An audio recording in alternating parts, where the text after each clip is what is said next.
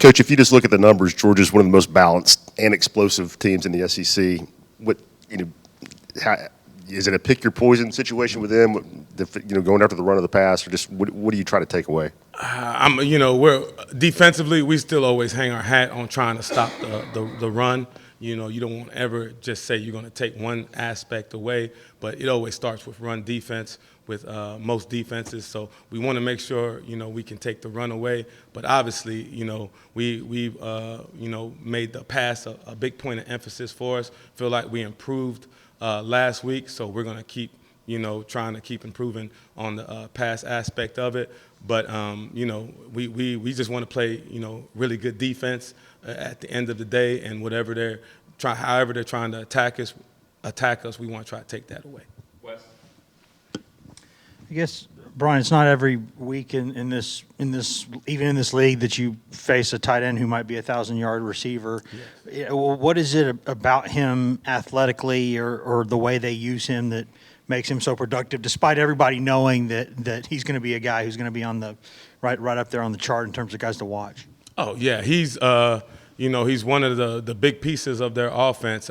It's his versatility. He can line up anywhere on the field.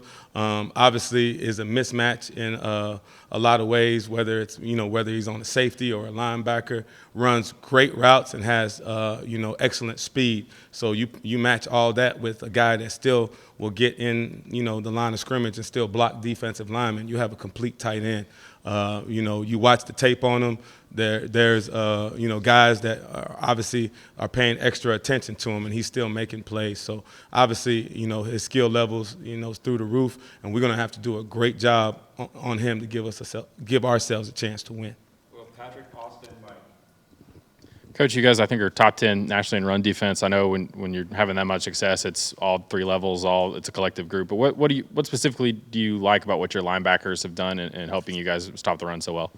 I always say run defense, just like pass defense. It's like you said, it's a team effort. It's obviously, building a run wall. We want to have every gap covered, all of our assignments, handled, whether, you're the force player or you're a field player, on every run play. And we try to make that a big point of emphasis. And I think our run wall, starting with our D-line, has been so much better. Our D-line probably doesn't get the credit it deserves for, how they're able to control the line of scrimmage or even, get the knockback to get guys on their side, offensive linemen on their side of the line of scrimmage. So, like I said, it starts with them, but we add the secondary and corners. I thought our corners did a great job coming up and tackling with some of those condensed sets that Kentucky had last week. So it's definitely a team effort, but, it's always a point of emphasis on stopping the run, and I think our guys are embracing that. I know it's not your position, but Wesley Walker seemed like he had a good week last week. When y'all sat down as a defensive staff, did the film kind of bear that out? Yes, Wesley's a guy that's improved every week. Obviously, as a transfer coming in, having to learn our system and learn the way we do things. Wesley's been, unbelievable. He got, extensive playing time last week and made the most of it. With the numbers he had, he was actually our player of the game on defense. So that tells you, he did some really, really good things. And just like everyone else, you've seen him improve from, the first week all the way up to, week 8 that we just had last week. So we're very, very thrilled with, his progression so far. Mike? Yeah. Coach, I want to ask you about a couple of Georgia players specifically. You were talking about the versatility of Bowers. I want to ask you about Zero and the running back McIntosh and the challenges those guys present. Two, very, very good, players. Obviously, Zero, Agent Zero, he's a large human being. You don't find many tight ends that are his size, but the thing that's impressive about him is his, ability to play in space, not just to block, but, they throw him the ball downfield, which because of his size presents its challenges. I think he's another guy that's, obviously a matchup nightmare for a lot of people just because of his size and his athleticism. And I know they don't mind having both him and Bowers on the field at the same time. And McIntosh, you can tell, is the veteran of that running back group. He does it all. They don't mind splitting him out, runs tough. I thought he had some of the better, 8 to 10 yard runs that we've seen from guys on film. We're going to have to do a great job of tackling him because he will run through arm tackles, but is versatile enough to get out on the perimeter and cause you problems. I think both of those guys are, very good players. Vince? Coach, what do you see in Stetson Bennett? A veteran. I know there's some people that have questioned, who he is as a quarterback, on whether he's, a Heisman candidate or one of the top quarterbacks in the SEC or what he is. When I watch the tape, I see a very, very good quarterback. I see a guy that led him to a national championship last year and can make all the throws. Is versatile enough to, get out on the perimeter, is elusive enough that doesn't take sacks, and, really is, the catalyst to their offense. I thought that last year, and then watching the tape this year, you see a guy that makes a lot of plays for him. I know Bowers is, obviously one of the top guys in the country, but when you watch the film, I watch Stetson Bennett. He makes some, big-time throws, and he's able to extend some plays. So he's to us one of the better quarterbacks we've seen so far this year, and I know we've seen some really good quarterbacks.